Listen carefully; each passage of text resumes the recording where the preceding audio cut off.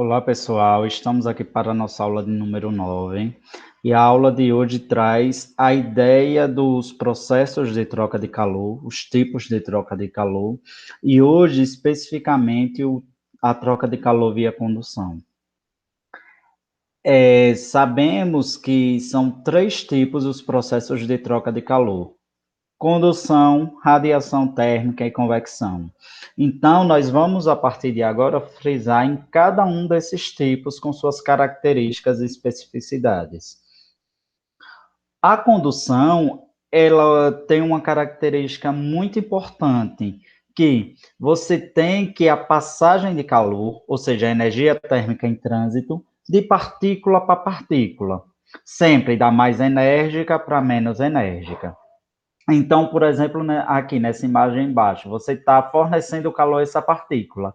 Como ela tem essas ligações aqui, ela vai fornecer tanto para essa de cima, tanto para essa do lado.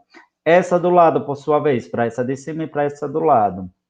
Lembre-se que isso daí está como se fosse uma fatia do corpo, uma dimensão do corpo, mas a grande maioria dos corpos são de 3 dimensões. Então, essa vibração ela vai emitir em todas as direções.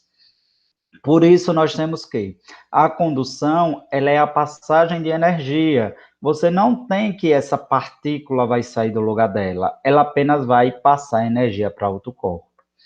Então, para ocorrer condução, é necessário que haja um meio material.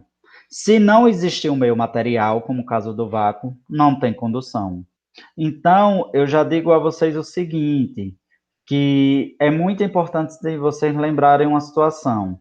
O meio material, ele precisa existir na condução e nunca na condução vai ter o que nós chamamos de transporte de matéria, apenas o transporte de energia. Sabendo disso, podemos dar continuidade quando ele fala. É característico de um meio estacionário.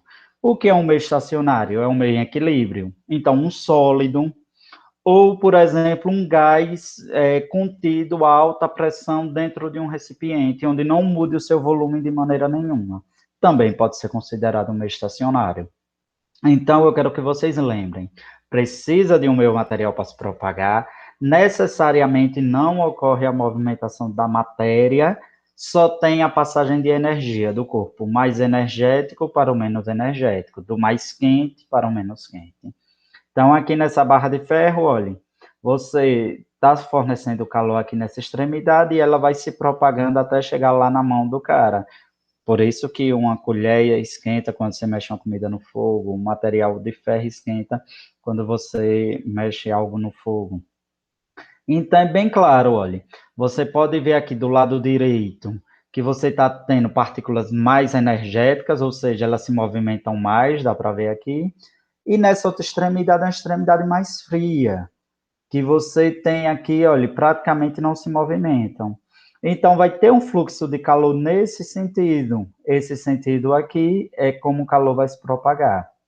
Então, olha, essa extremidade quente, quando você chega aqui um pouquinho mais para frente, é a extremidade menos quente, extremidade menos fria, extremidade fria. Ou seja, aqui é como se fosse um gráfico, vamos dizer assim, é um gradiente. Gradiente significa isso, é uma taxa de crescimento ou decrescimento de alguma coisa. Então, olha aqui, é um gradiente de como o calor está fluindo. Então, o calor vai sair dessa extremidade quente até chegar a essa fria. Quando esse calor vai parar de sair dessa extremidade para chegar na outra? Quando tiver todo mundo à mesma temperatura. Então, nós já meio que definimos na última aula, mas vamos dar uma reforçada, o que são isolantes e o que são condutores térmicos. O condutor é um material que facilita a passagem de calor por ele. Então, você diz que, por exemplo, todos os metais na sua totalidade são condutores térmicos, ele é o mais comum que vocês podem encontrar. E por que eles são condutores? Porque eles têm uma característica chamada grande condutibilidade. Ou seja, quanto maior a condutibilidade, mais condutor o corpo é. Então, o que difere um metal do outro em relação à condutibilidade, em relação a ele ser mais ou menos condutor, é a condutibilidade. O isolante é alguém que possui uma baixa condutibilidade, ou seja, ele permite pouca passagem de calor por ele. Professor, por exemplo, você tem o plástico, o isopor, a madeira, eles são o vidro, eles são materiais com pouca condutibilidade, ou seja, ele tem uma pequena condutibilidade, então eles são isolantes. Você tem os metais, eles aquecem muito rápido, então eles têm uma alta condutibilidade. Por isso que a panela de vidro não é tão eficiente, digamos assim, quanto a panela de ferro, de alumínio. É por isso que a panela de barro não é tão eficiente, digamos assim, quanto a panela de ferro ou de alumínio. Então, elas têm baixa condutibilidade. Então, elas demoram mais para aquecer e demoram mais para esfriar também. Por isso que comumente restaurante utiliza panela de barro para servir nas mesas, porque demora mais a esfriar ou porcelanas de qualquer forma.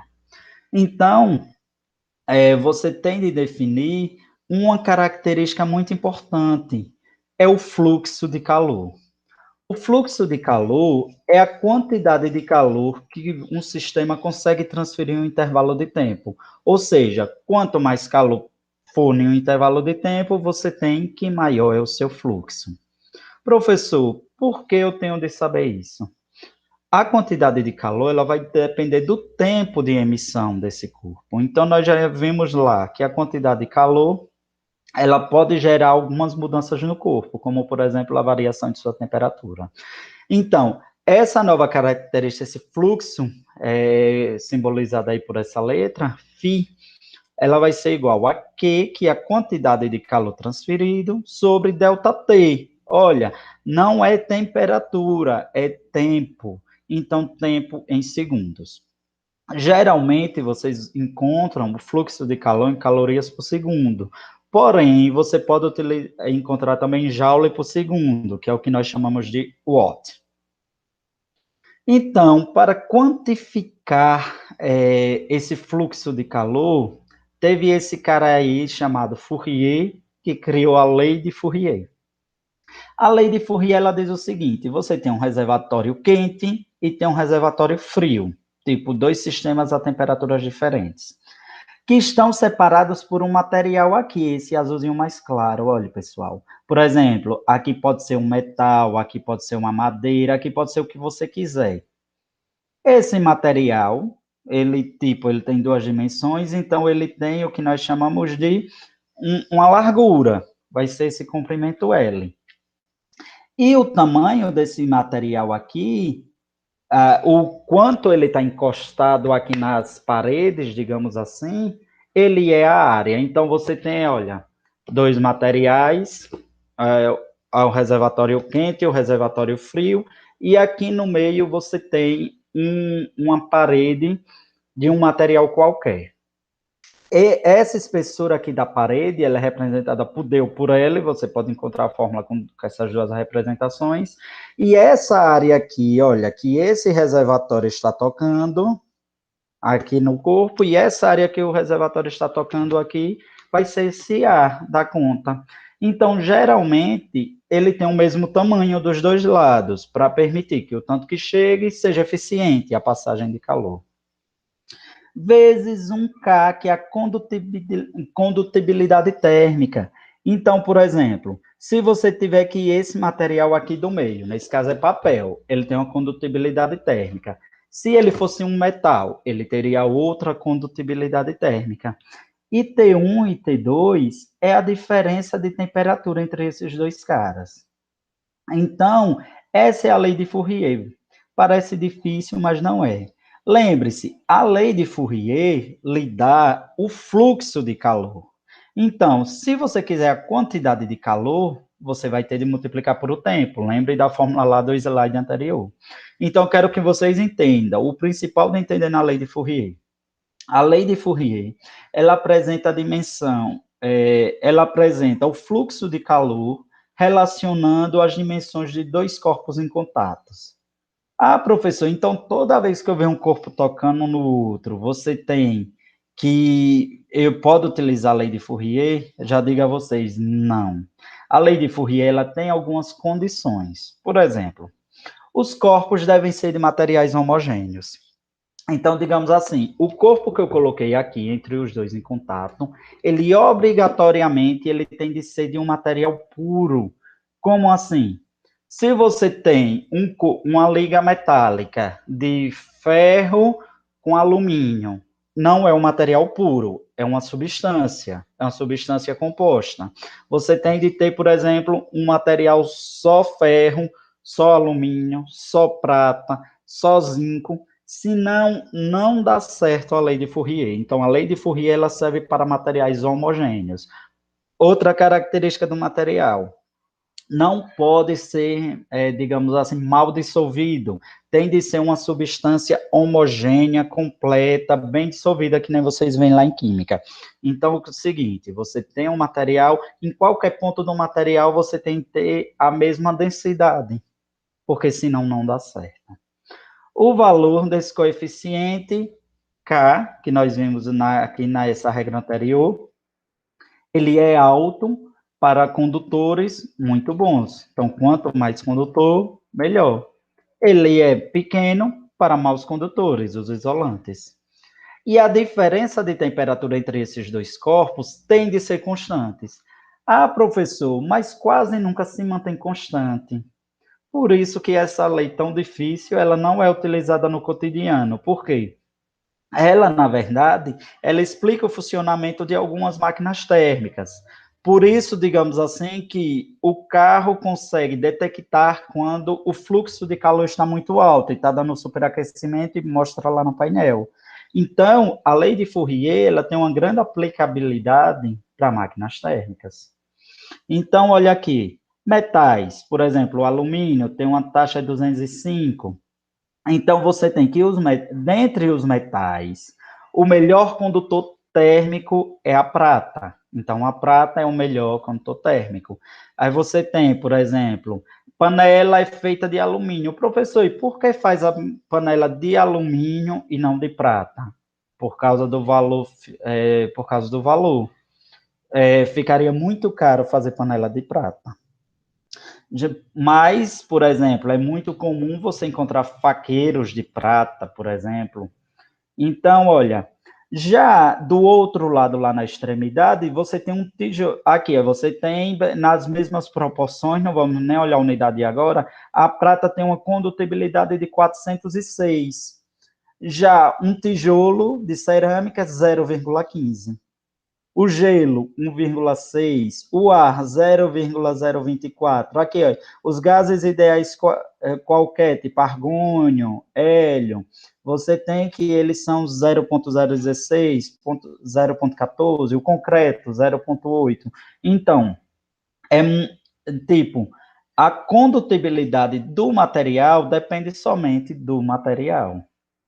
Então, olha aí, tem duas questõezinhas que falam sobre a lei de Fourier. Então, olha, a primeira questão diz o seguinte: marque a alternativa sobre a lei de Fourier. Letra A. A lei de Fourier determina a quantidade de calor trocada entre duas regiões de uma superfície em função de suas dimensões.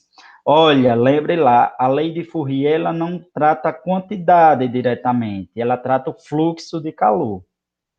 Letra B. A lei de Fourier determina o fluxo de calor entre duas dimensões de uma superfície em função das dimensões? Sim, é o correto. Letra C. A lei de Fourier mostra que o fluxo entre duas dimensões de uma superfície independe de suas dimensões? Não, gente, depende diretamente. Na lei de Fourier, o fluxo de calor e a condutibilidade térmica do material que compõe a superfície são inversamente proporcionais? Não. Quanto maior é o fluxo de calor, maior é a condutibilidade térmica. Todas estão incorretas? Não. Letra B é a correta. Olha, fazer outra aí rapidinho para a gente ficar craque nisso. A condutibilidade térmica, que é aquele casinho, é a constante de proporcionalidade presente na lei de Fourier. Sobre essa constante, marque a alternativa correta. Possui um valor fixo pré-estabelecido, depende do estado de agregação das partículas do material, é uma característica própria de cada material, é uma determinada unidade de Joule por segundo. Então, vamos lá. Ela possui um valor fixo estabelecido? Não. Ela, depende de cada material. Ela não tem um valor, ela não é uma constante universal, como nós já vimos algumas. Letra B. Depende do estado de agregação das partículas do material. Não, ela só depende de ser um material puro, mas do jeito que ele é agregado, sendo homogêneo, dá certinho a lei de Fourier. C, é uma característica própria de cada material, com certeza, por isso que a gente tem aquela tabela lá que especifica. Letra D, é determinado em joule por segundo. Não, nós vimos que é em caloria por segundo. Todas estão incorretas. Não, é letra C que é o correto. Agora, vocês têm uma atividade lá no Classroom de vocês, onde vocês vão realizar e está me entregando via lá. Eu estarei de forma síncrona com vocês a partir de agora. Até a próxima aula.